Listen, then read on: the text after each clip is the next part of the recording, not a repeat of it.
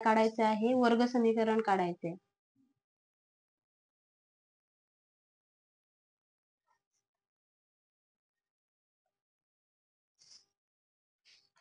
ठीक आहे. पहिल्यांदा मुळांचे स्वरूप बघितलं. मुळे वास्तव आहेत, वास्तव नाहीत, समान आहेत किंवा समान नाहीत, हे मुळांचे स्वरूप बघितलं. ते कशावर डिपेंड असते? बी वर्ग वजा 4ac वर डिपेंड असतं. नंतर आपण वर्ग समीकरणाची मुळे व सहगुणक व त्याच वर्ग समीकरणाचे सहगुणक यांच्यातील संबंध बघितला. म्हणजे अल्फा अधिक बीटा बरोबर वजा बी छेद ए, अल्फा गुणिले बीटा बरोबर सी छेद ए. ह्या किमती आल्या आपल्याला. या किमती लक्षात ठेवायच्या आहेत. हे मुळांचे स्वरूप सुद्धा लक्षात ठेवायचं आहे. आणि आता आपल्याला जर मुळे दिली असतील तर आपण तो वर्ग समीकरण कसा तयार करू शकतो ते बघायचं आहे. समजा अल्फा व बीटा काय आहेत?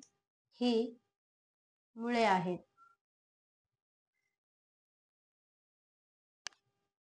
व त्या समीकरणाची, त्या वर्ग समीकरणाचा चल काय आहे? एक्स.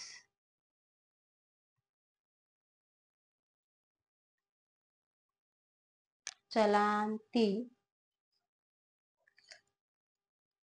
वर्ग समीकरण.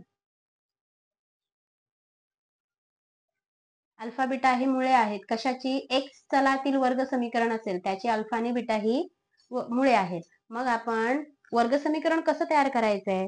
म्हणून आपण काय लिहू शकतो?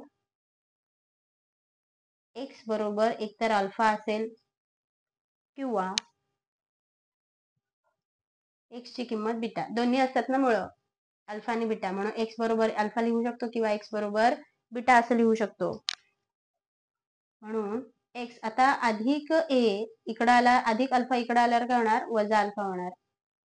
एक्स वजा अल्फा बरोबर 0 किंवा काय लिहू शकतो? किंवा एक्स वजा बीटा बरोबर 0 असं लिहू शकतो. मग आता आपण काय लिहू शकतो? म्हणून व्यस्त करूया आपण.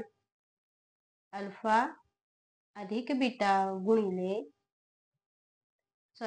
एक्स अधिक एक्स वजा अल्फा गुणिले एक्स वजा बीटा बरोबर काय लिहू शकतो? 0 लिहू शकतो. ठीक आहे. म्हणून एक्स गुणिले एक्स इथं काय करूया आपण? एक्सपांड करूया. एक्स ला एक्स न गुणायचंय म्हणून काय होणार? एक्स गुणिले एक्स वजा, इथं काय चिन्ह आहे? वजा आहे, म्हणून वजा एक्स गुणिले अल्फा. इथं काय आहे? वजा आहे, वजा एक्स गुणिले,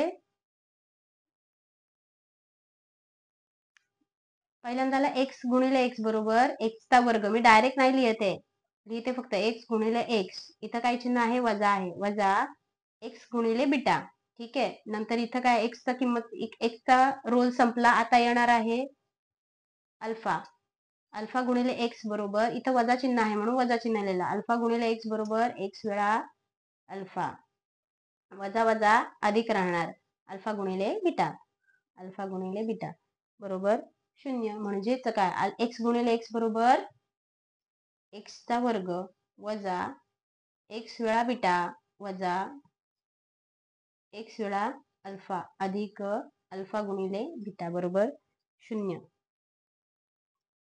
एक्स वर्ग वजा वजा वजा बाहेर लिहिलं. राहिलं काय? इथं काय? एक्स कॉमन आहे दोघांमध्ये. राहिलं काय? अल्फा अधिक बीटा, कारण की वजा चिन्ह बाहेर काढलंय दोघांचा. एक्स अधिक अल्फा गुणिले बीटा बरोबर 0. ह्या सूत्राचा आपण वापर करून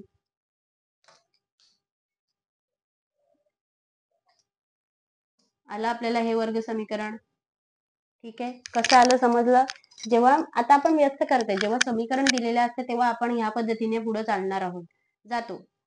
पण जेव्हा मुळे दिलेली असतात मग आपण कसं चालतो? उलट दिशेनं चालतो, व्यस्त प्रमाणात चालतो. ठीक आहे. मग अल्फा बीटा जर मुळे दिलेले असतात आणि एक्स चलातील तो वर्ग समीकरण आहे म्हणून एक्स ची किंमत अल्फा किंवा एक्स ची किंमत बीटा असेल. ठीक आहे. मग एक्स हा अधिक अल्फा इकडे आल्यावर वजा होतो, मग एक्स वजा अल्फा बरोबर 0 किंवा एक्स वजा बीटा बरोबर 0 घेतो. आता हे किंवा काढायचंय, मग मी काय करते? या दोघांची गुणाकार करतो. मग एक्स वजा अल्फा गुणिले एक्स वजा बीटा बरोबर 0 असं लिहितो आपण.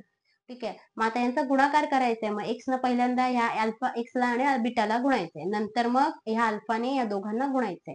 म्हणून पहिल्यांदा एक्स गुणिले एक्स लिहिलं, वजा चिन्ह आहे मग वजा चिन्ह दिला, एक्स गुणिले बीटा. आता एक्सचा रोल संपला, मग राहिला काय बीटा.